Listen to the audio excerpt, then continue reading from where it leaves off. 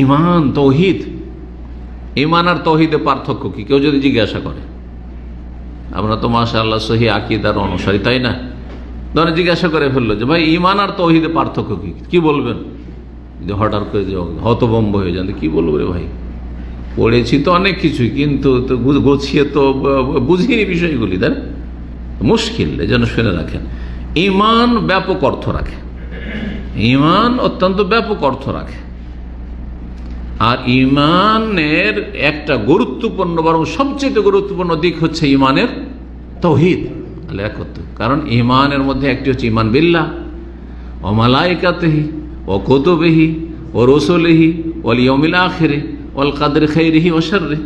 হ্যাঁ, তারপরে এইগুলির এক একটির ভিতরে অনেক ঈমানের দিক রয়েছে। আল্লাহর প্রতি ঈমানের মধ্যে অনেক দিক রয়েছে ঈমানের।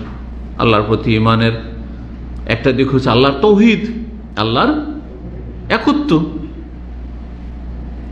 আর এছাড়া আল্লাহ রাব্বুল আলামিনের বিভিন্ন আকীদার যে বিষয়গুলি রয়েছে সেগুলি। তো আকীদার যতগুলি বিষয় রয়েছে সবগুলি হচ্ছে ঈমানের অন্তর্ভুক্ত। তারপরে এছাড়াও বেশ কিছু ঈমানিয়াতের বিষয় রয়েছে, যেমন কিয়ামত, ওয়াল ইয়াউমিল আখির। তো 6টি ইসলামের বা ঈমানের রুকনের মধ্যে একটি হচ্ছে পরকাল।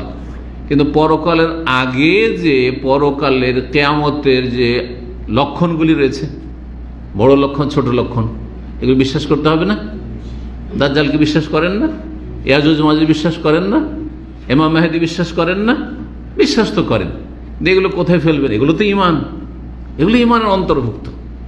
এগুলো হচ্ছে আখিরাতের, পরকালের, কিয়ামতের পূর্বাভাস। সুতরাং আল ইয়াউমুল আখিরের অন্তর্ভুক্ত এগুলো। তো ঈমান হচ্ছে ব্যাপক অর্থ, যাতে অনেক বিষয় রয়েছে। তার একটা সবচেয়ে বড় দিক হচ্ছে আল্লাহর তাওহীদ।